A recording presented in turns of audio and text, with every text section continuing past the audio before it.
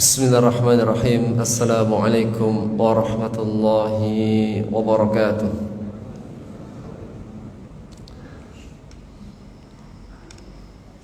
Alhamdulillahirabbil alamin, hamdan katsiran thayyiban mubarakan fihi, wa ala alihi wa sahbihi wa mawalah, amma ba'd. Allahumma la sahla illa ma ja'altahu sahla wa anta taj'alul hazna idza syi'ta sahla. Allahumma 'allimna ma yanfa'una wanfa'na bima 'allamtana wa dhakkirna ma nusina wa ma jahilna wa zidna ilma wa fiqha wa 'amala. Alhamdulillah, segala puji bagi Allah. Dengan nikmat dan taufiknya kita bisa melaksanakan salat subuh secara berjamaah, dan kita lanjutkan dengan kita al-mudarasah, belajar bersama mengenai ayat-ayat Allah Subhanahu wa taala. Semoga kelak Al-Qur'an yang kita pelajari menjadi pembela kita. Allahumma ij'al Qur'ana hujjatan lana wa la 'alaina. Baik, kita akan lanjutkan materi terjemah kita dan tafsirnya. Dari surat Ali Imran kita sampai pada ayat yang ke 121. Temanya tentang cerita atau kisah tentang perang Badar dan Uhud. Ayat sebelumnya Allah Subhanahu wa ta'ala memberi peringatan kepada orang-orang beriman. Apa peringatannya kemarin? Ya ayyuhalladzina amanu, hai orang-orang beriman, la tattakhidhu bitanatan min dunikum, jangan kalian ambil, jadikan orang di luar kalian sebagai teman akrab, teman kepercayaan, orang-orang yang diberikan posisi. Kenapa? La ya'lunakum khabala, mereka tidak henti-hentinya menyusahkan kalian. Waddu ma'anittum, mereka itu ingin jika kalian hancur, rusak. Setelahnya, setelah ayat tentang hal ini, setelahnya tentang kisah perang Uhud dan perang Badar. Apa korelasi di antara ayat tidak boleh menjadikan orang-orang di luar kalian, orang yang diberikan kepercayaan, diberikan tugas, diberikan sesuatu yang dia akan menjalankannya? Hal itu karena pelajaran sebelumnya dari kisah perang Uhud.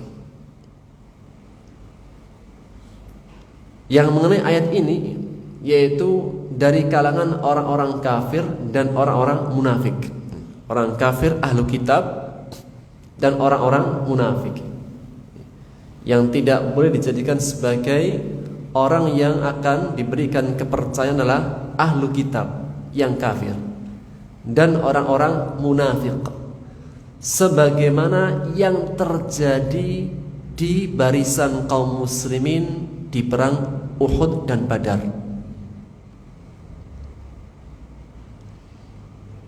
Di perang Uhud kaum muslimin terkalahkan, dan sebelum terkalahkan, sebelumnya ada peristiwa tentang sepertiga dari barisan kaum muslimin itu kembali pulang karena terpengaruh dengan gembosan atau terpengaruh dengan pengaruhnya Abdullah bin Ubay bin Salul, ketuanya para munafikin. Dan tentunya seseorang mengetahui sifat-sifat kemunafikan itu berdasarkan firman Allah dan sabda Rasulullah SAW. Ada sifat-sifat kemunafikan, bahkan begitu jelas dan detailnya sifat-sifat kemunafikan yang Allah jelaskan dalam Al-Quran dan dijelaskan Rasulullah SAW dalam sunnahnya. Sampai orang munafik sendiri mereka mengatakan hampir-hampir ayat Quran menyebutkan nama-nama kita. Karena begitu jelasnya Allah sebutkan 1, 2, 3, mereka yang melakukan ini dan itu, mereka yang berbuat ini dan itu, sampai orang munafiknya sendiri mengatakan hampir-hampir Al-Quran menyebut nama kita. Dan setiap orang mukmin pasti takut dengan sifat kemunafikan. Sebaliknya, seorang munafik adalah orang yang paling tenang dengan sifat kemunafikan.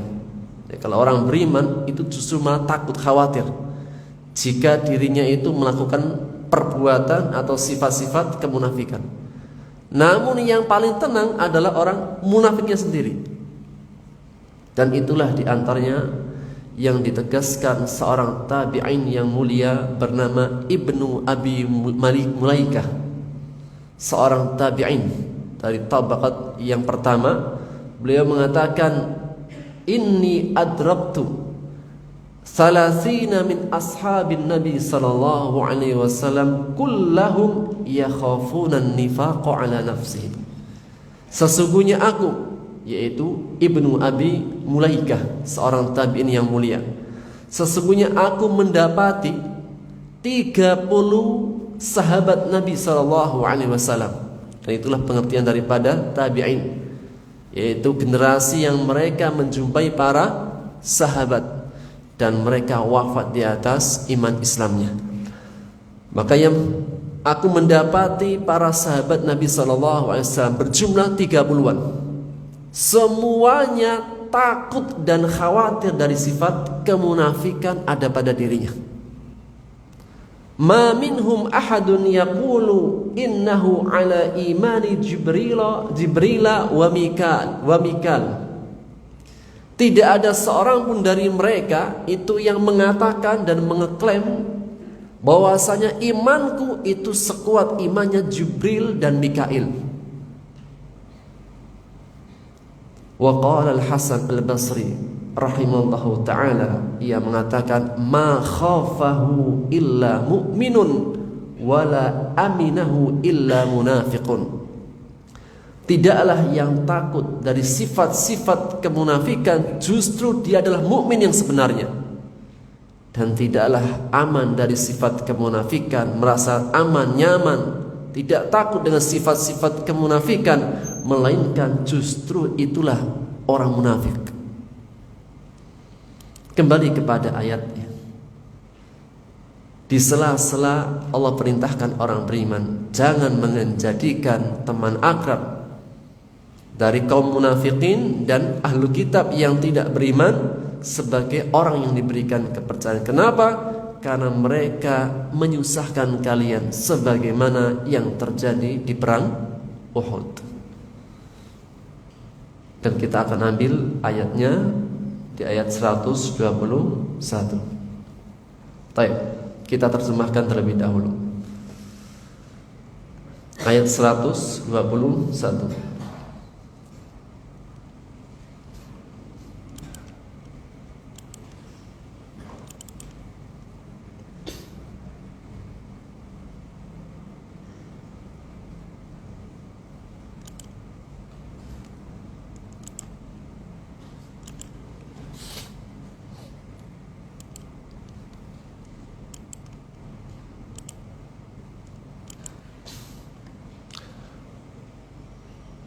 Kita baca kosakata terlebih dahulu.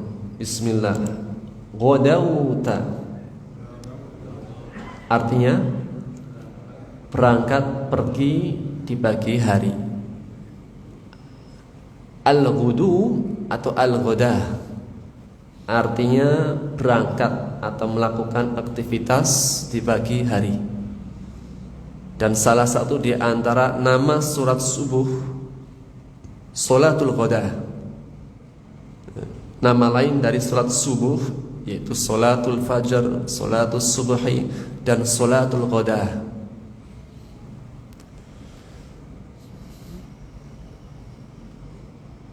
Al-ghudu atau al-ghada yang artinya adalah waktu pagi. Dan waktu pagi adalah merupakan waktu yang Allah berikan banyak keberkahan. Rasulullah SAW bersabda, burika li ummati fi bukuriha. Keberkahan umatku itu ada di waktu paginya. Dan beliau juga bersabda, wasta'inu bil qudwati war rauhah wa syai'im minad duljah.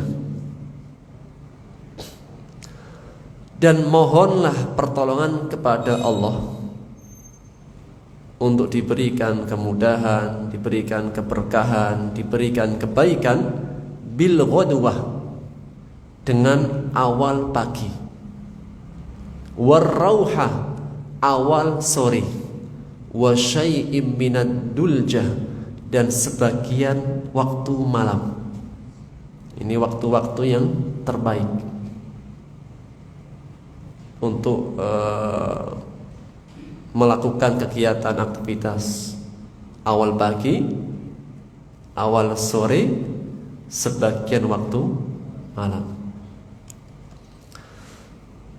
Baik, lanjut. Tubawwi'u artinya mengatur atau menempatkan. Asal kata bawwa'a yubawwi'u artinya mengatur atau menempatkan. Maqa'ida artinya tempat atau pos-pos. Khalas. Baik. Bismillah, kita terjemahkan ayat 121. Wa dan it. Ingatlah ketika, ini sering kita singgung, it ini adalah huruf yang menunjukkan sudah berlalu. Dalam Quran ada ida dan ada it. Kalau ida harfun limastuqbila minaz zaman, huruf yang digunakan untuk sesuatu yang akan datang.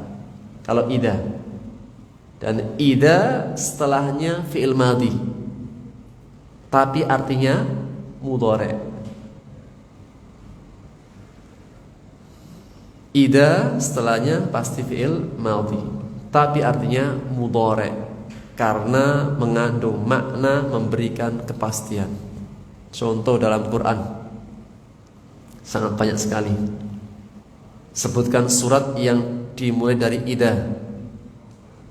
Idza jaa nasrullahi wal fath. Apabila telah datang pertolongan Allah dan kemenangan Fathu Makkah. Ayatnya turun sebelum terjadi Fathu Makkah. Apalagi Az-zalzalah, idza zulzilatil ardu zilzala. Apabila zulzilat fi'il madhi, bumi digoncangkan segoncang-goncangnya. Maksudnya hari kiamat. Sudah bergoncang belum bumi? Belum. Masih goncangan hari kiamat. Namun menggunakan ida setelahnya fi'il madhi memberikan tahqiq, kepastian. Dan lawannya ida adalah lam.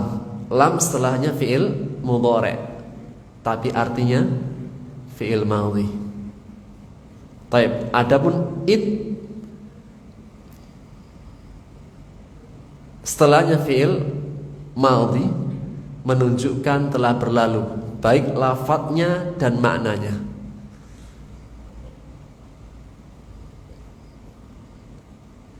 It setelahnya sudah terjadi dan kita diminta untuk mengambil pelajaran. Adapun ida belum terjadi, namun kepastian agar kita melakukan persiapan. Jadi kalau ida faedahnya itu untuk memberikan untuk memerintahkan bersiap-siap. Kalau id memberikan faedah, kita mengambil ibrah, pelajaran. Taib. Wa, sekali lagi, id, ingatlah ketika. Berarti apa? Akan ada kisah yang sudah terjadi dan kita diminta untuk mengambil ibrah, pelajaran. Ghadawta, kamu berangkat di pagi hari. Berangkat kemana? Ke medan perang Uhud. Min ahlika, dari keluargamu. Salah satu dari rumah istri Nabi Muhammad sallallahu alaihi wasallam, dan jumhur mufassirin yaitu dari rumahnya Aisyah. Di bahasa Arabnya istri adalah ahl. Orang Arab kalau bilang hada ahli, maksudnya adalah istriku. Ahlun yaitu apa? Disematkan pada keluarga kecil atau istri. Dan itulah firman Allah, qu anfusakum wa ahlikum, istri dan anak. Taib. Tubawwi'u, menempatkan, mengatur. Jadi menempatkan, mengatur dengan menempatkan. Al-mu'minin, orang-orang beriman. Maqa'ida, pos-pos, tempat-tempat lil qital, untuk berperang. Perang apa? Uhud. Kisahnya bercerita tentang perang Uhud. Wallahu sami'un alim, maha mendengar lagi maha mengetahui. Sempurna. Wa id ghadawta min ahlika, ketika engkau pergi pagi-pagi dari keluargamu untuk mengatur, menempatkan orang-orang beriman pada pos-pos peperangan. Dan Allah maha mendengar lagi maha mengetahui. Jika Allah menyebutkan tentang perbuatan dalam Quran, perbuatan orang beriman atau nabi atau siapapun yang Allah sebutkan, maka menunjukkan pujian. Jika Allah menyebutkan suatu perbuatan baik dari seorang nabi atau orang beriman dalam Quran, maka ini adalah Allah memuji perbuatan ini. Karena kalau tidak pujian, untuk apa disebut dalam Quran? Sehingga ini menjadi sebuah kaidah. Jika Allah menyebutkan suatu perbuatan, tentunya perbuatan baik, perbuatan baik dari seorang nabi atau orang beriman atau siapapun yang Allah sebutkan dalam Quran, menunjukkan Allah memuji perbuatan ini.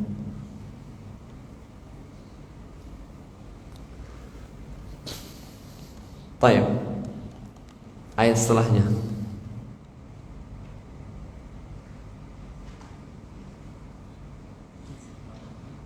Ayat 123. 122. Kita baca hammat, artinya ingin, atau juga ham artinya gelisah. Khawatir. Allahumma inni a'udzubika minal hammi wal huzn.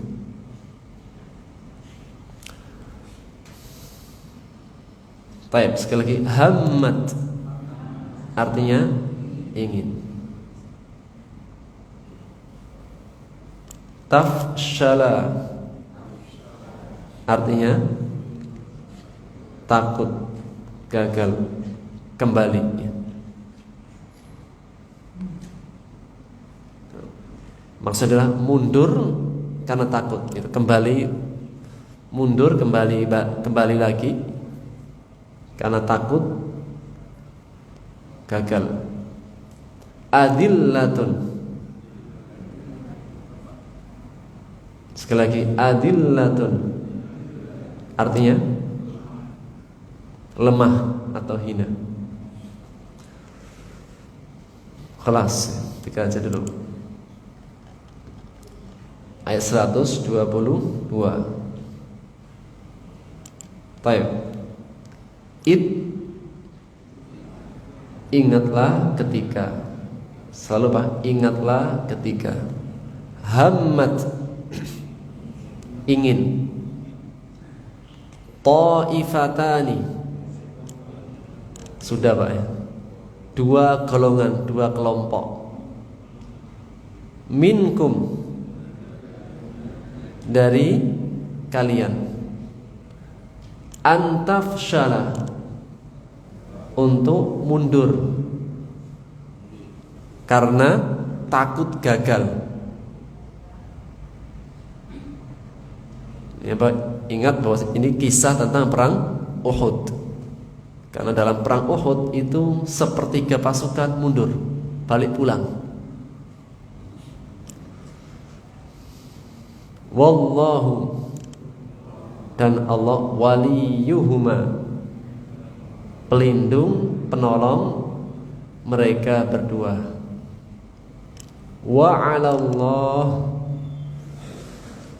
dan hanya kepada Allah, falyatawakkal, maka hendaklah, adalah lamul amr, hendaklah, maka hendaklah yatawakkal, bertawakal, al-mu'minun, orang-orang beriman. Asalnya gini, falyatawakkal al-mu'minun 'alallah. Namun didahulukan 'alallahnya menunjukkan al-hasr, pembatasan. Sehingga maknanya wa 'alallah, dan hanya kepada Allah. Falyatawakkalul mu'minun, hendaknya orang-orang beriman bertawakal. Sempurna. Idhammat, ingatlah ketika ta'ifatani, dua kelompok, minkum, dari kalian, antafshala, ingin mundur karena takut gagal.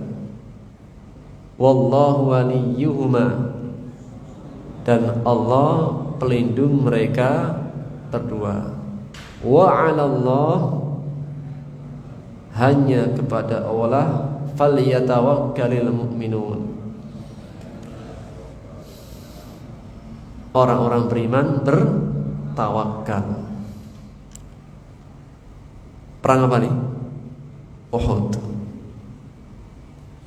Walaqad, wa, dan la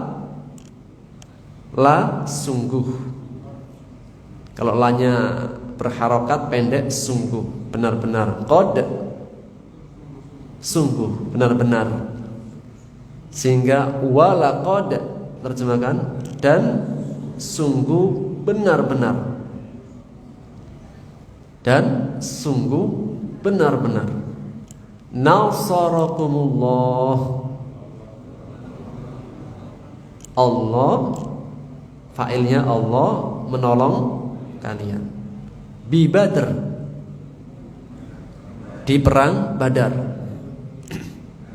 Wa antum,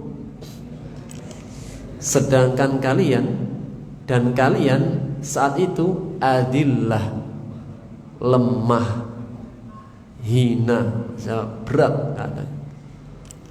Fattaqullah la'allakum tashkurun, agar supaya kalian bersyukur.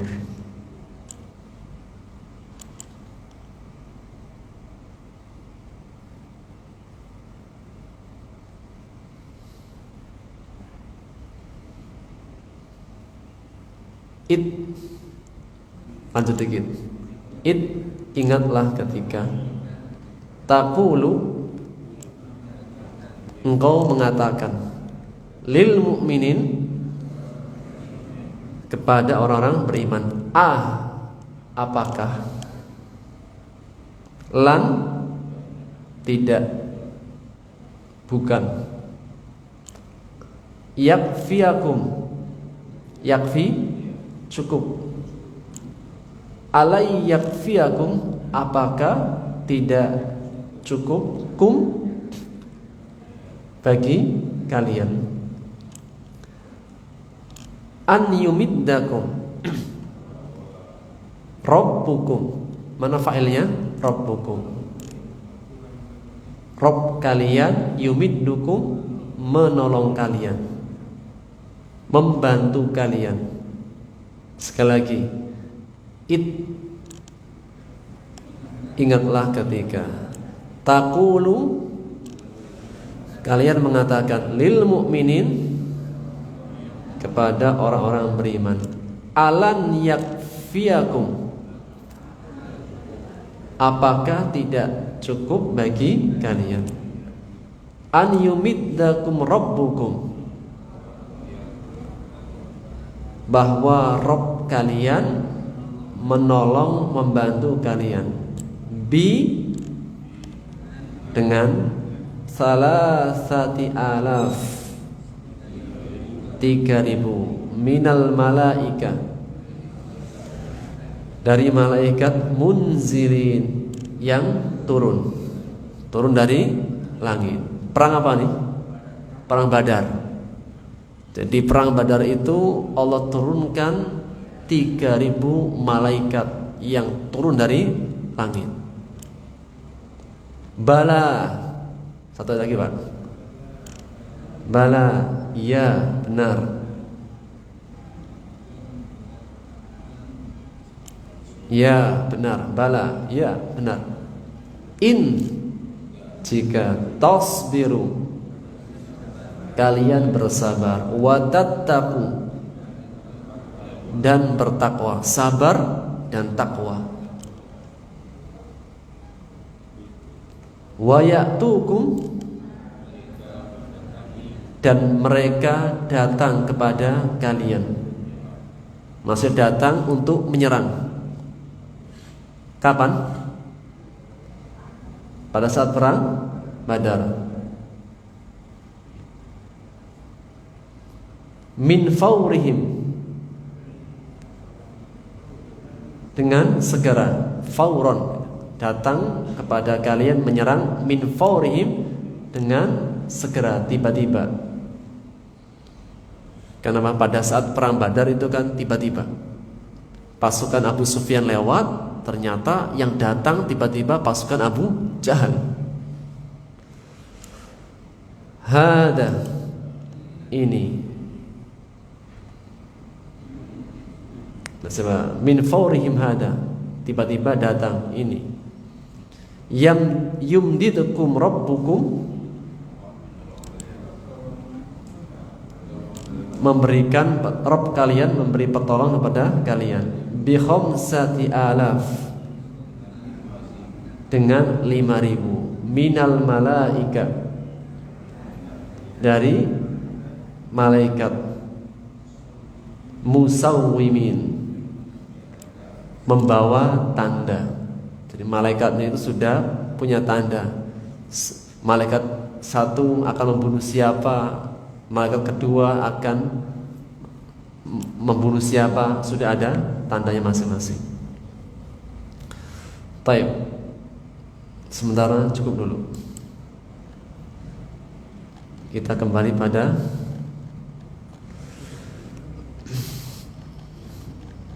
firman Allah Subhanahu wa taala di ayat 121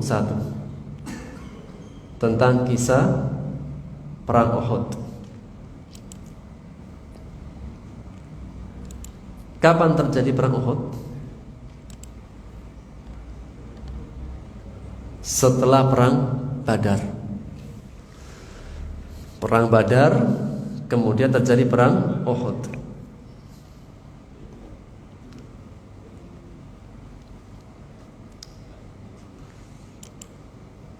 Setelah Allah Subhanahu wa taala tadi melarang orang-orang beriman dari menjadikan orang selain mereka sebagai orang yang diberikan kepercayaan.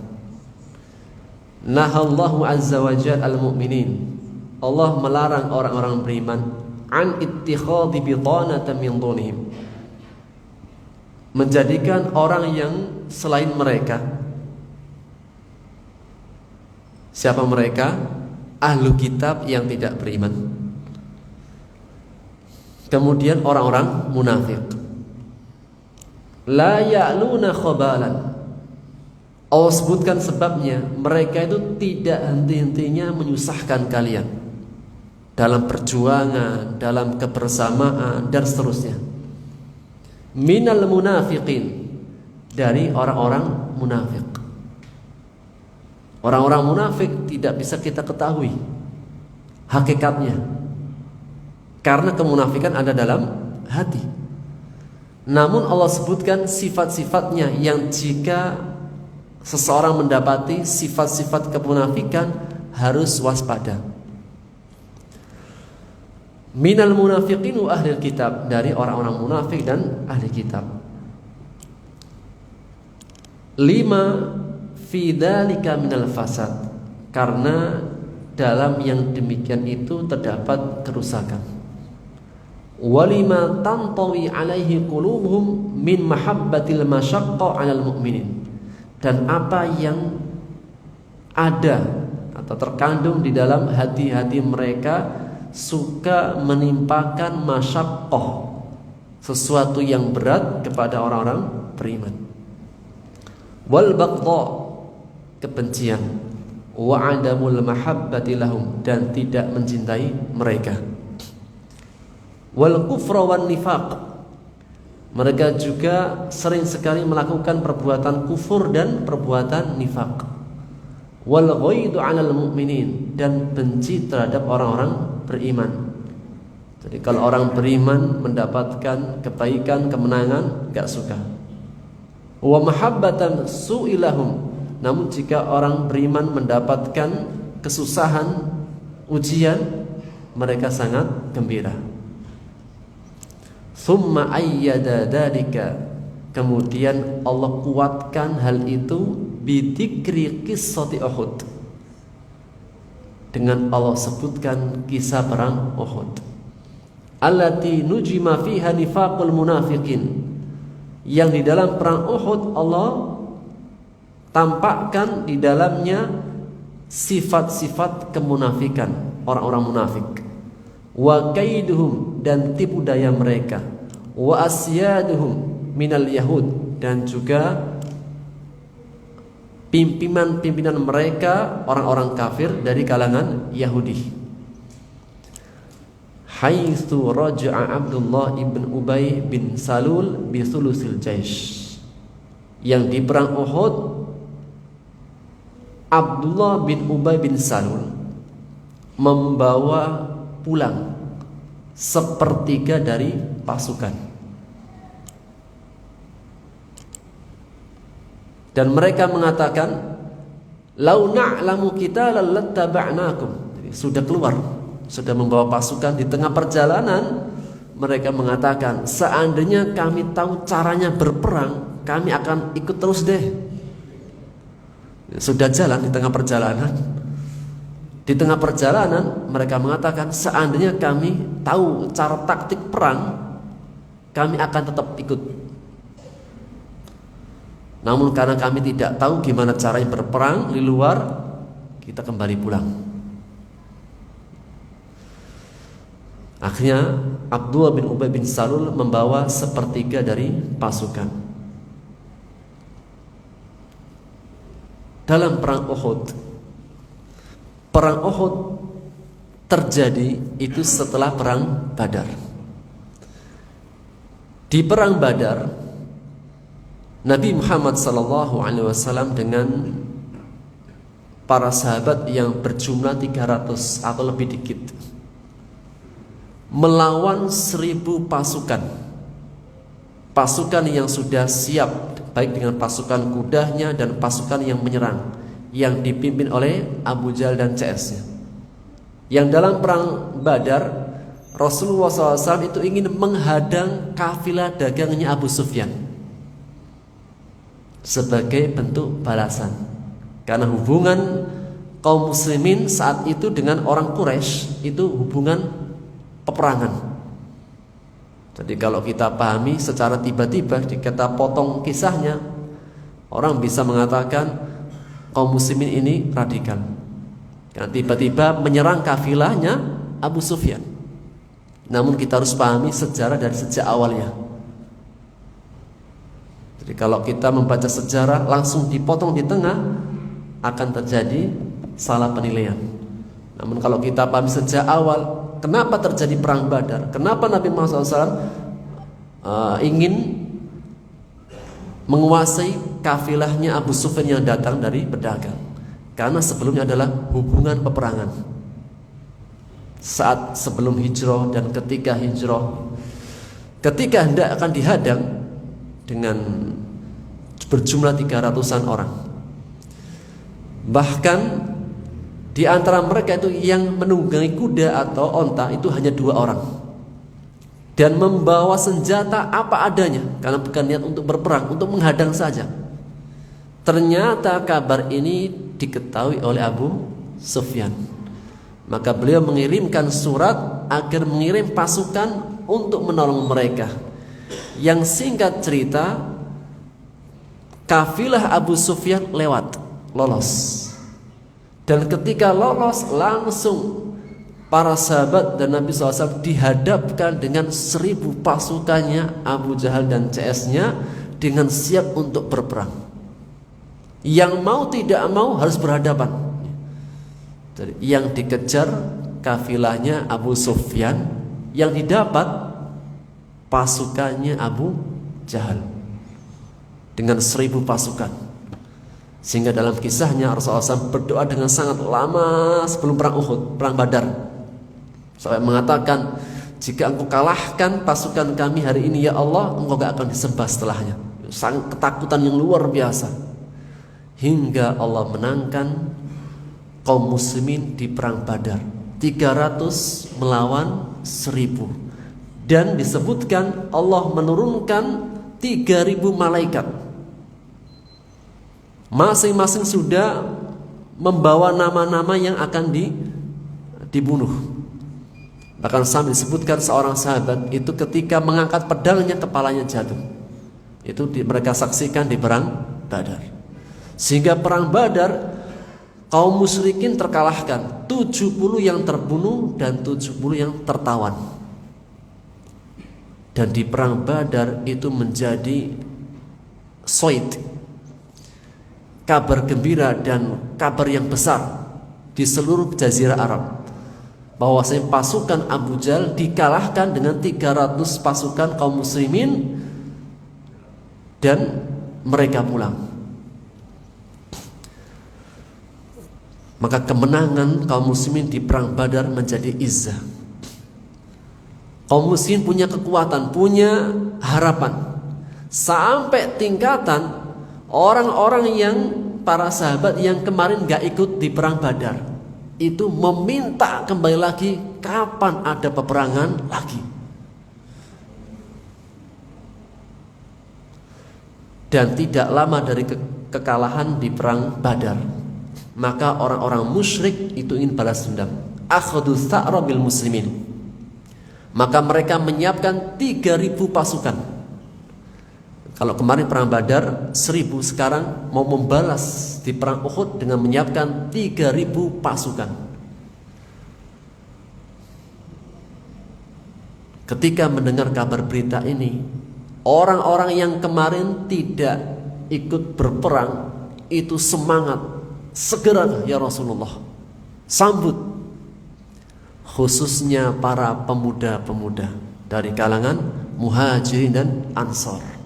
Yang tua saja ikut, gimana kami yang muda? Kami akan di barisan terdepan. Dan Rasulullah SAW meminta pendapat. Dan Rasulullah SAW seorang nabi yang sering banyak mengajak bermusyawarah. Nabi SAW Mungkin saja ya, ketika ingin memutuskan perkara dengan sendirinya sendiri. Nabi SAW seorang nabi yang akalnya itu sempurna. Jika beliau salah pun mungkin langsung akan turun wahyu. Namun Rasulullah SAW setiap ada perkara besar itu apa? Ngajak bermusyawarah, duduk bareng. Maka ketika akan menyiapkan perang Uhud, dan itu diminta sekali oleh para sahabat-sahabat yang kemarin gak ikut, segera ya Rasul, sambut, kita maju. Pada saat itu terjadi perselisihan pendapat. Untuk perang kali ini, apakah kita itu menunggu di kota Madinah biar mereka pasukan kafir Quraisy masuk di Madinah, kita serang dari dalam, atau kita keluar? Maka para sahabat yang senior itu tidak banyak berbicara. Meski Rasulullah SAW meminta pendapat, tapi mereka tahu Rasulullah SAW sudah punya jawaban. Namun di antara kesempurnaan akhlak beliau itu, beliau tetap menawarkan, mengajak mereka berbicara. Maka para sahabat yang senior itu sudah tahu Rasulullah SAW pasti punya jawabannya dan punya taktiknya. Namun pemuda-pemuda tadi yang semangat, dan anak pemuda kan dikenal dengan semangatnya. Ya Rasulullah, kita ini apa? Di perang Badar saja kemarin menang. Mas, segerakan saja kita berangkat, tidak perlu menunggu, kita keluar ke Uhud.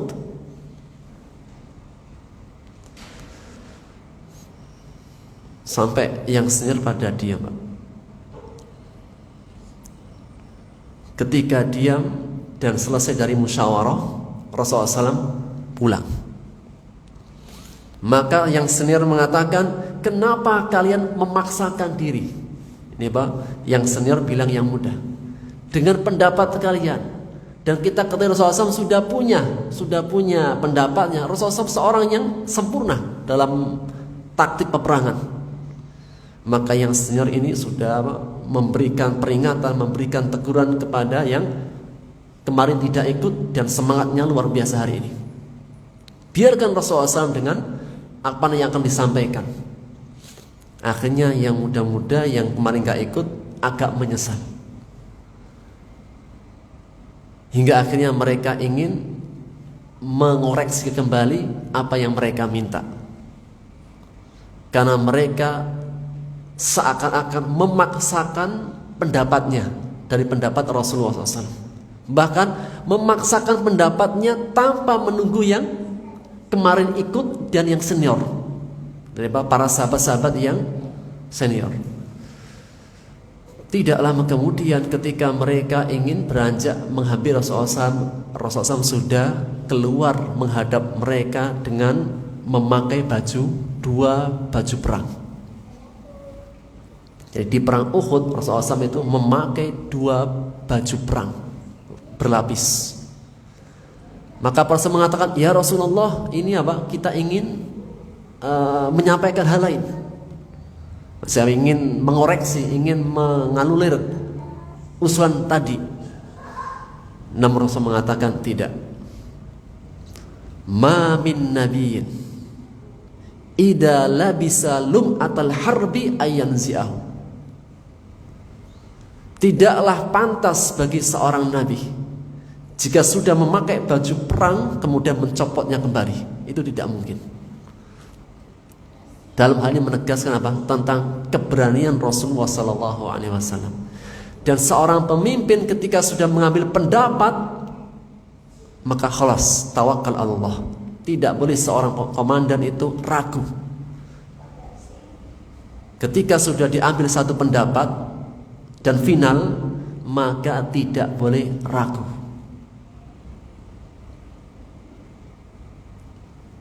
Akhirnya Rasulullah SAW keluar dengan para sahabat-sahabatnya,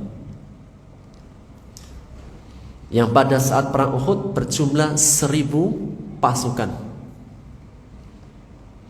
Allah berfirman, wa id ghadawta min ahlika. Ingatlah ketika engkau keluar waktu pagi. Dan pagi itu baik pagi ketika fajar dan juga masuk dalam perkara pagi sebelum waktu sore. Maka Rasulullah SAW itu sejak pagi sudah bersiap siaga, dan saat itu hari Jumat. Jadi perang Uhud, keluarnya Rasulullah SAW ke Uhud itu hari Jumat. Maka Rasulullah SAW kharaja yaumal Jum'ah, keluar menuju Uhud setelah Jumat, setelah sholat. Sebagaimana disebutkan oleh banyak sejarah yang terjadi di tahun yang ketiga dari hijrah. Jadi kalau perang Badar itu tahun kedua dari hijrah, setahun setelahnya disusul dengan perang Uhud. Min ahlika, dari keluargamu, yaitu salah satu dari istri Nabi Muhammad, istri beliau. Dan ada menyebutkan yaitu dari rumahnya Aisyah. Sebab musabab dari terjadinya perang Uhud, bahwasanya orang-orang musyrik ketika mereka terbunuh di perang Badar, terkalahkan di perang Badar, maka 70 di antara mereka terbunuh. Dan 70 yang terbunuh di antara adalah para asyraf wa kubara, tokoh-tokoh mereka, orang hebat-hebat mereka. Di antara adalah Abu Jahal. Abu Jahal terbunuh di perang Uhud, perang Badar, yang dibunuh oleh dua anak muda.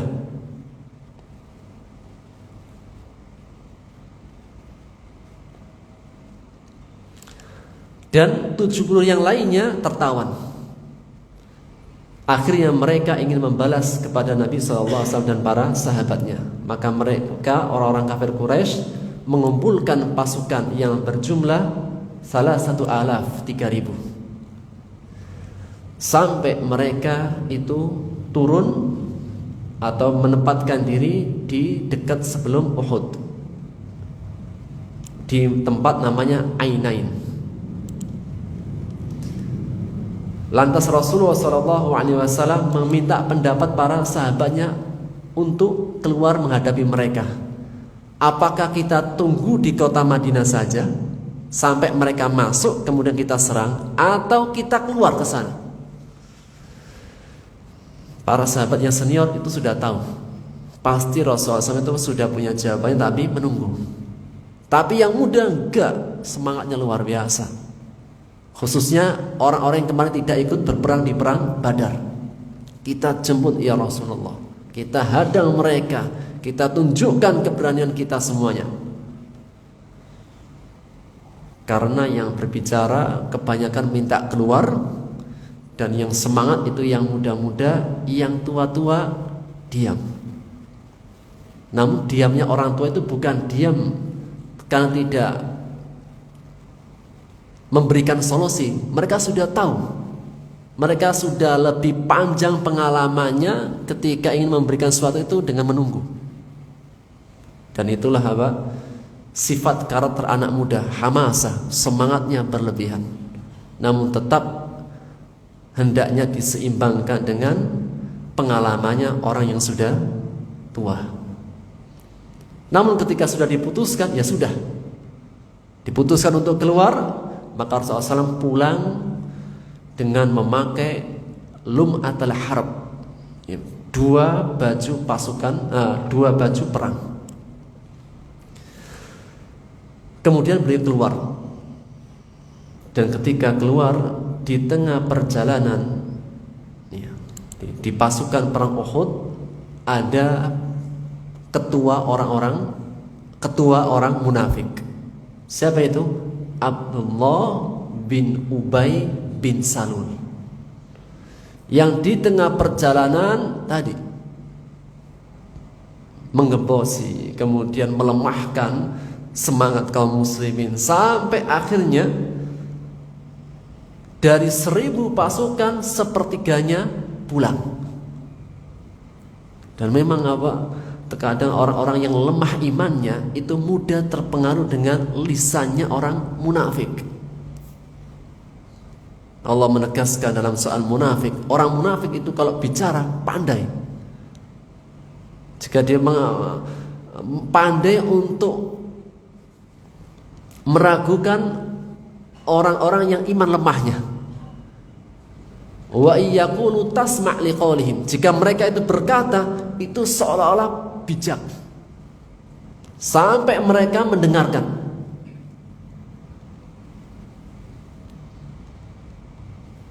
Akhirnya sepertiga dari pasukan pulang. Dan berarti 1000 sepertiganya berapa? 700-an. Tetap menghadapi pasukan orang-orang Quraisy. Dan disebutkan di sini, di antara disebutkan dalam kisah ini, ketika Rasulullah SAW pulang dan tadi sudah memakai baju perang, maka para sahabat yang senior mengatakan, kenapa kalian mencela yang senior? Kenapa kalian memaksakan pendapat kalian, tidak mendengarkan, menunggu Rasulullah SAW yang akan menyampaikan sendiri? Sampai Rasulullah SAW keluar. Ketika keluar sudah memakai baju perang, dan beliau mengatakan, ma yambaghi nabiyyin idza labisa la'matahu ayyadu'aha hatta yahkumallahu bainahu wa baina aduwwihi. Tidaklah pantas seorang nabi jika sudah memakai baju perang dia menanggalkannya, melepaskannya sampai Allah yang akan menentukan hukumnya antara dirinya dan musuhnya. Dan keluarlah.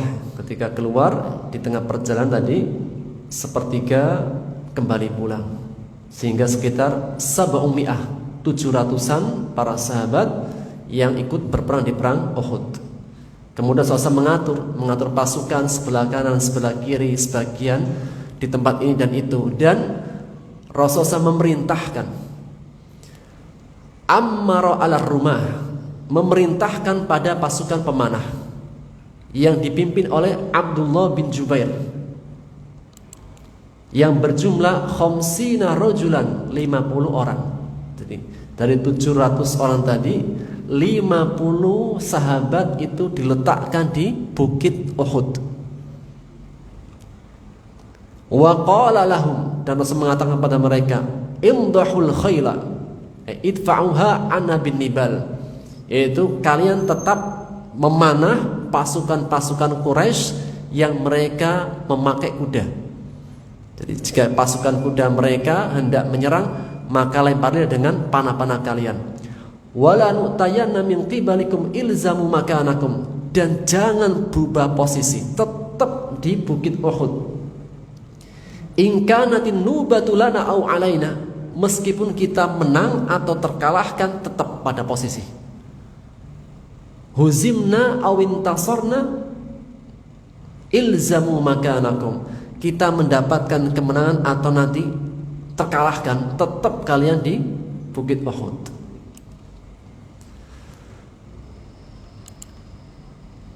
Maka terjadilah peperangan, 3.000 melawan 700 pasukan. Maka ketika di awal peperangan kaum muslimin mendapatkan kemenangan, pertempuran yang sangat hebat, sampai akhirnya ketika pasukan orang Quraisy sudah kocar-kacir, kemudian meninggalkan tempat, dan ghanimah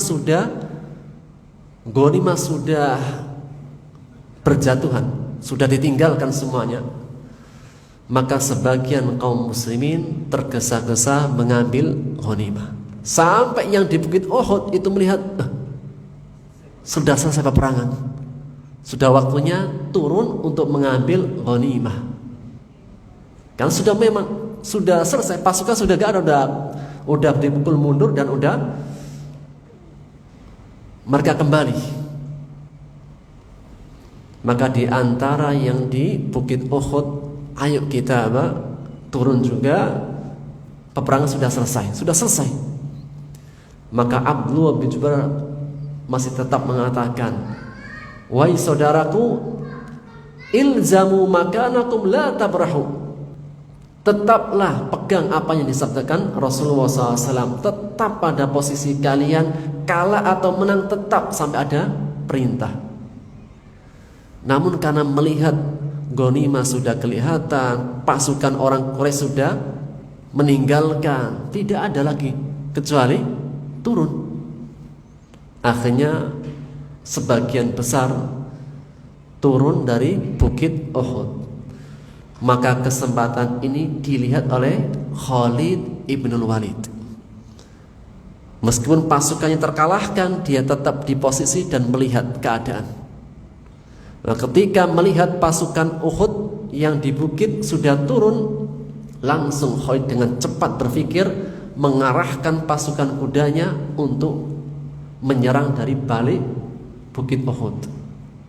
Di sanalah tidak ada yang tetap di Bukit Uhud, dan pasukan Khalid bin Walid yang menang di atas Uhud. Akhirnya terjadilah peperangan kembali antara kaum muslimin dan orang-orang Quraisy yang pada saat itu terkalahkannya kaum muslimin. Yang ketika terkalahkan dan yang mengalahkan di pasukan Uhud adalah Khalid ibn Walid, meskipun nanti masuk Islam. Namun peristiwa yang sangat menyedihkan adalah di perang Uhud. Kenapa? Ketika terkalahkan kaum muslimin, dan di antara yang terbunuh adalah Hamzah, amun Nabi, paman Nabi sallallahu alaihi wasallam.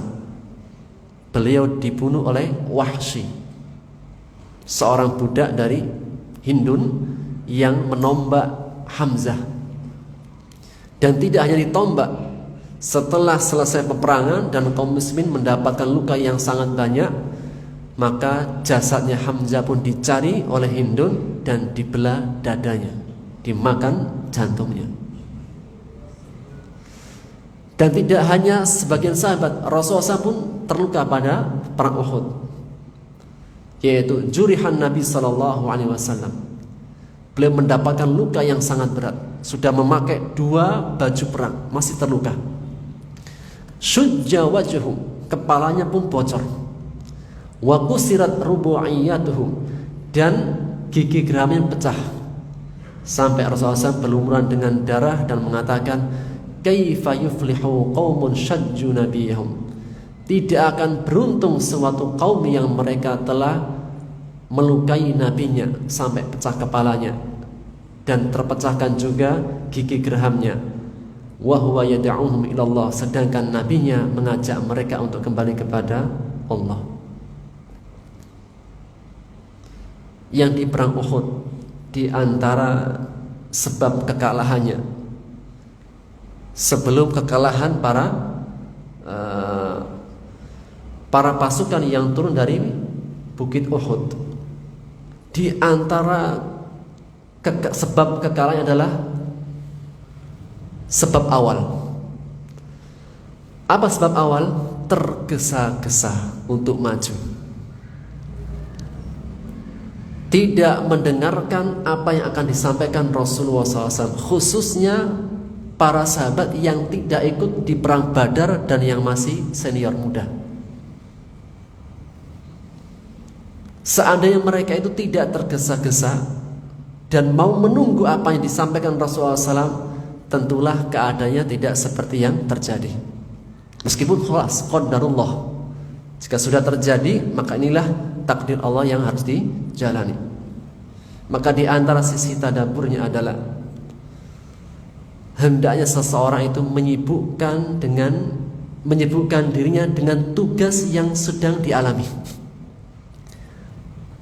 Jangan tergesa-gesa untuk meminta tugas yang akan datang. Karena jika seseorang itu tergesa-gesa untuk melakukan tugas yang akan datang, dia akan terkalahkan jiwanya sebelum turun.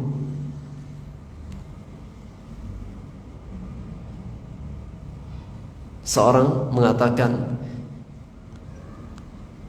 iyyaka ya Abdullah an ta'isha na'u minal khayal, wahai hamba Allah, jauhilah oleh kalian hidup dalam berkhayal, membayang-bayangkan apa yang belum terjadi dan tidak terjadi.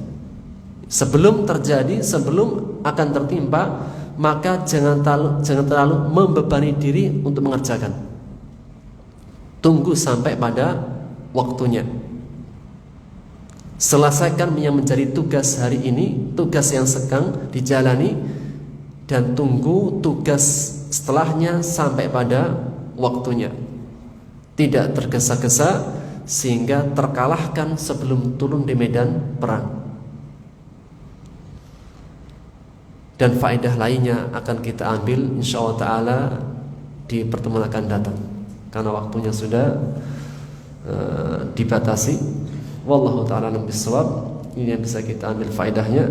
Subhanaka wa bihamdika asyhadu an la ilaha illa anta astaghfiruka wa atubu ilaik. Assalamualaikum warahmatullahi wabarakatuh.